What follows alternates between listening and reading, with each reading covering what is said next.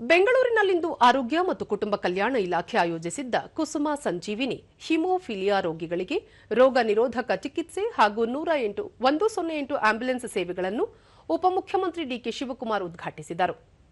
ಈ ವೇಳೆ ಆರೋಗ್ಯ ಮತ್ತು ಕುಟುಂಬ ಕಲ್ಯಾಣ ಸಚಿವ ದಿನೇಶ್ ಗುಂಡೂರಾವ್, ಪದ್ಮಶ್ರೀ ಪುರಸ್ಕೃತ ಡಾ ಸುರೇಶ್ ಅನಗವಾಡಿ ಸೇರಿದಂತೆ ಹಲವು ಗಣ್ಯರು ಉಪಸ್ಥಿತರಿದ್ದರು.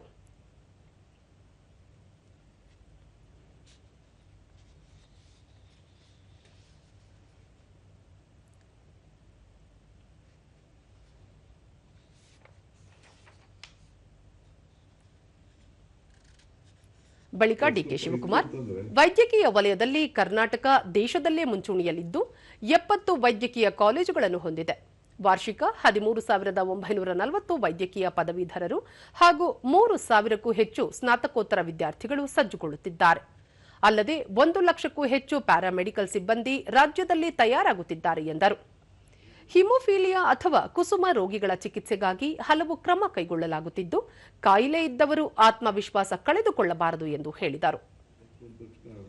ಮಕ್ಕಳು ಗಾಬರಿ ಅಕ್ಕಪಕ್ಕ ಇರುವಂತಹ ಮಕ್ಕಳುಗಳು ಬೇರೆಯವರು ಕೂಡ ನಮ್ಮನ್ನ ಬಹಳ ವಿಪರೀತ ರೀತಿಯಲ್ಲಿ ನೋಡ್ತಾರೆ. ಈ ಹ್ಯಾಂಡಿಕ್ಯಾಪ್ಸ್ ಪಾಪ ಏನ್ ಮಾಡ್ತೀರಿ, ಯಾರು ತಪ್ಪು ಅಂತ ನಾವು ಹೇಳಲ್ಲ. So ultimately it is the law of the nature.